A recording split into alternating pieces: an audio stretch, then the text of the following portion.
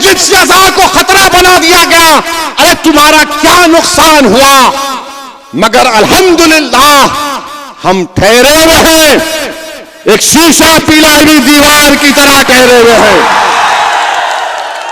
इन सबको देख रहे हैं, इन सबको देख रहे हैं, और हमारी जबान से क्या निकलता? हस्बुनल्लाह व निअमल वकील, हस्बुनल्लाह व निअमल वकील, हस्बुनल्लाह व निअमल वकील। तो अगर कभी तुमने ये भी तो सोचा कि मेरी शनाख्त आज खतरे में आ गई, मेरी पहचान खतरे में आ गई, मेरे नौजवानों का मुस्तकबिल खतरे में आ गया, मेरा हिजाब उसको खतरा बना दिया गया, मेरा हलाल गोश्त मुल्क के लिए खतरा बना दिया गया, मेरी मस्जिद से अज़ा को खतरा बना दिया गया। अरे तुम्हारा क्या नुकसान हुआ? मगर अल्हम्दुलिल्लाह हम ठहरे हुए हैं, एक शीशा पीला हुई दीवार की तरह ठहरे हुए हैं। इन सबको देख रहे हैं, इन सबको देख रहे हैं, और हमारी जबान से क्या निकलता? हस्बुनल्लाह व निअमल वकील, हस्बुनल्लाह व निअमल वकील, हस्बुनल्लाह व निअमल वकील। तो अगर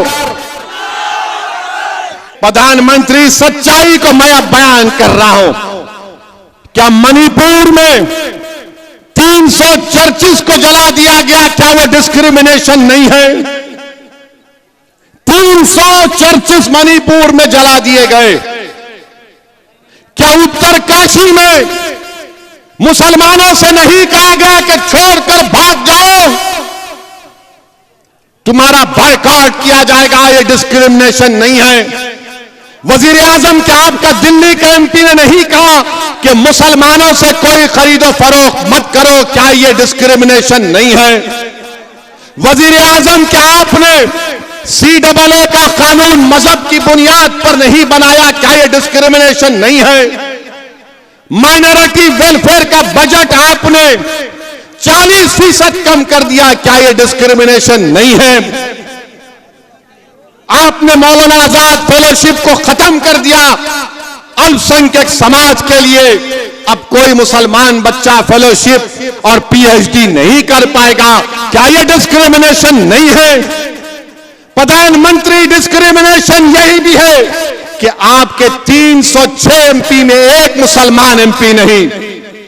डिस्क्रिमिनेशन यह भी है कि आपके पास एक मुस्लिम मिनिस्टर नहीं।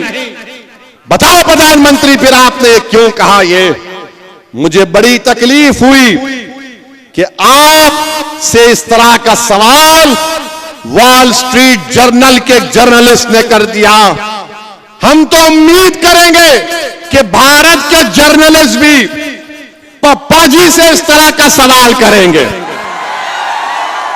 करेंगे नहीं करेंगे नहीं मालूम, मगर अफसोस हुआ देश के प्रधानमंत्री, आपसे इस तरह का सवाल हुआ।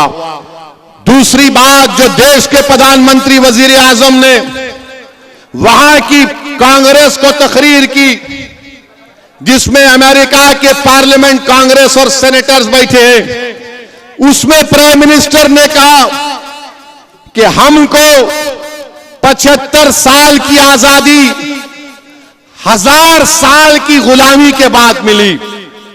देश के प्रधानमंत्री, आप क्यों ये झूठ बोलते हैं कि 75 साल की आजादी 1000 साल की गुलामी के बाद आप बोलते मिली है?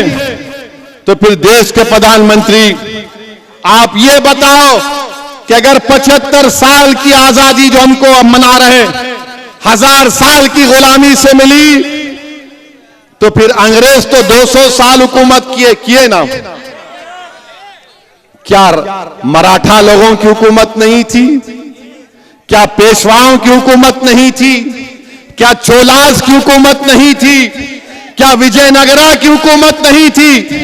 क्या यादवा हौसला की हुकूमत नहीं थी?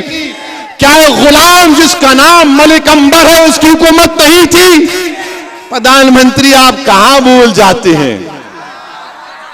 आप खाली एक ही आंख से देखते, बस वो दिख गया, वो नहीं छे।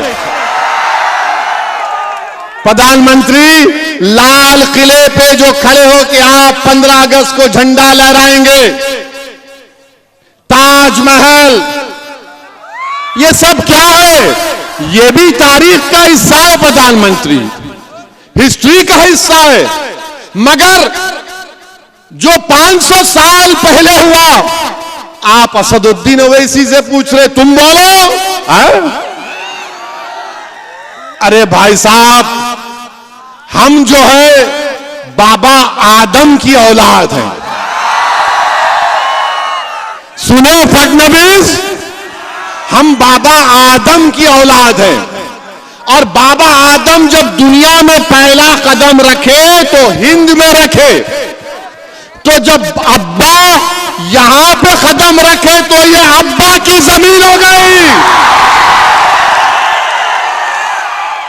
ये अब्बा की जमीन है। तो अब्बा की जमीन से अब कोई निकलने वाला नहीं है। हम सब लोग आदम की औलाद हैं। किसकी औलाद है? बाबा आदम, हमारे अब्बा, डैडी, पापा, अब्बू, बस ये समझना है। मगर इनकी औलाद, उनकी औलाद, अरे तुम क्या औलाद की एक्सपर्ट हो क्या? तोबा तोबा, ऐसा नहीं होना, ना ना। अच्छा, अब आप इन्हें फोटो रखा तो भारत का जब कॉन्स्टिट्यूशन बना, भारत का जब आईन बाबा साहेब अंबेडकर बना दिए, उसकी पहली किताब में बाबा साहेब अंबेडकर ने पहली किताब बनाई। जितने कॉन्स्टिट्यूएंट असेंबली के लोग थे उन सब ने उस पर दस्तखत की। उस सब पर, सुनो भाई, उस सब पर उन्होंने साइन की। बड़े बड़े लोग जिन्होंने इस मुल्क को आईन दिया, जो कॉन्स्टिट्यूएंट असेंबली में जो लोग बैठे थे, उनका दिमाग, उनकी सोच, उनकी फिक्र, उनकी कुर्बानी नरेंद्र मोदी से बड़ी थी, हर एक से ओवैसी से बड़ी थी। उस पहली किताब में सबके फोटोज है, उसमें टीपू की भी फोटो है। आप निकाल दो उस फोटो को, आप निकालो ना उस फोटो को, दम है तो निकालो। उस पहली किताब जिसको हमारे कॉन्स्टिट्यूएंट असेंबली के 4 फादर्स ने साइन किया, फोटो निकालो। अकबर की फोटो, झांसी की रानी की फोटो, गुरु नानक की फोटो, राम सीता लक्ष्मण की फोटो, गौतम बुद्ध की फोटो, महावीर की फोटो। अरे यही तो भारत है। मगर इनको 1000 साल में इनको विजयनगरा याद नहीं आता, चोलास याद नहीं आते।